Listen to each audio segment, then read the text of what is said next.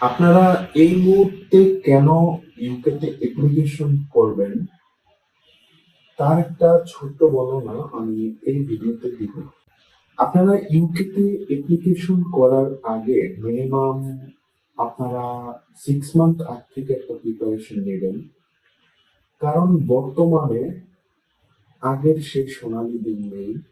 বর্তমানে আগে যেরকম 7 থেকে 14 দিনে ভিসা ডেভেলপ চলে আসতো, বাট অনেক সময় এখন 2-2.5 মাস থেকে 3 মাস সময় কিন্তু লাগতেছে।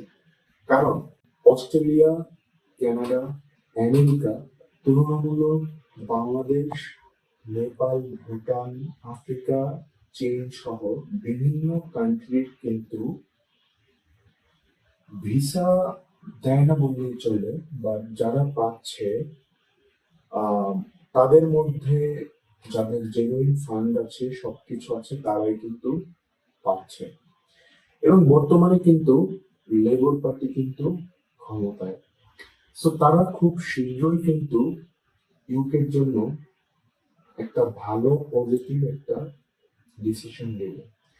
এছাড়াও এইসব দিক বিবেচনা করে এই যে ফার্স্ট ওয়ার্ল্ড কান্ট্রির যে দেশগুলো আছে, আমেরিকা, কানাডা, এগুলো স্টুডেন্ট ভিসা কমিয়ে দেওয়ার কারণে এখন ইউকে কিন্তু সুযোগ পেয়ে কিন্তু অলরেডি তাদের ভিসা ফিও বাড়িয়ে দিয়েছে।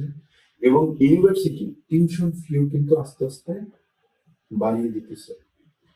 এবং ইউকেতে আপনারা যারা অ্যাপ্লিকেশন করতে চাচ্ছেন তারা খুব দ্রুতই অ্যাপ্লিকেশন করে ফেলেন। কারণ ইউরোপের অন্যান্য যে দেশগুলো আছে ওইখানে 50-50 ভিসা চান্স জানা সত্ত্বেও আপনার ইউকেতে এত ভালো সুযোগ এবং ভিসা রেশিও এত ভালো থাকা সত্ত্বেও আপনি কেন ইউরোপে অ্যাপ্লিকেশন করবেন? আপনি তার থেকে আপনি ইউকেতে অ্যাপ্লিকেশন করেন। আপনি ইউকেতে গেলে আপনি ওইখান থেকে এনি কান্ট্রিতে আপনি মুভ করতে পারবেন। কিন্তু বর্তমানে ইউকের বেশ কিছু পজিটিভ সামনের দিকে আসতেছে। আশা করি আরো আসবে, আমি আপনাদেরকে দেওয়ার ট্রাই করব। এবং ইউকের যে আসলে একটা ভালো, ইউরোপের মধ্যে বর্তমানে কিন্তু একটা ডেভেলপিং কান্ট্রি ইউকে। এবং ইউকেতে কিন্তু শুধু অনলি আপনারা আইএলটিএস ছাড়াও কিন্তু অ্যাপ্লিকেশন করতে পারতেছেন, আপনারা পিটি দিয়ে অ্যাপ্লিকেশন করতে পারতেছেন। মিডিয়াম অফ ইনস্ট্রাকশনস যেটা যারা প্রাইভেট ইউনিভার্সিটিতে পড়ে সবারই আছে, তো তারাও আসলে এমন অ্যাপ্লিকেশন করতে পারতেছেন। এবং আপনি পাশাপাশি আপনার আইএলটিএস ছাড়া আপনি ডুওলিঙ্গো টেস্ট বা ইন্টারনাল বিভিন্ন টেস্ট দিয়ে কিন্তু ইউকে অ্যাপ্লিকেশন করতে পারতেছেন। সো ইউকে যে ব্যাচেলর করার পর যে মাস্টার্স এর যে রিকোয়ারমেন্ট, সিজিপিএ অনেকে জিজ্ঞেস করে যে আমার তো সিজিপিএ 2.20, আসলে এই রেজাল্ট দিয়ে আসলে পসিবল ইউকেতে, এছাড়া অন্য কোনো কান্ট্রিতে খুব বেশি পসিবল না ফার্স্ট ওয়ার্ল্ড কান্ট্রির মধ্যে। তো আমি বলবো যেহেতু কানাডা, আমেরিকা, অস্ট্রেলিয়াতে একটু ভিসার বর্তমান অবস্থাটা অনেক খারাপ, সেক্ষেত্রে আপনারা কিন্তু ইউকে আপনার ফার্স্ট চয়েস রাখতে পারেন। কিন্তু অনেকে মনে করে যে ইউকে তে গেলে হয়তো টাকা পয়সা ইনকাম করে তার টিউশন ফি ম্যানেজ করতে পারবে না। বাট আমি বলবো আপনি সঠিক গাইডলাইন জানেন না, এই জন্যই আসলে আপনি একজন মানুষের কথা শুনে আপনি বলতেছেন যে ইউকে তে গিয়ে টিউশন ফি ম্যানেজ করা পসিবল না।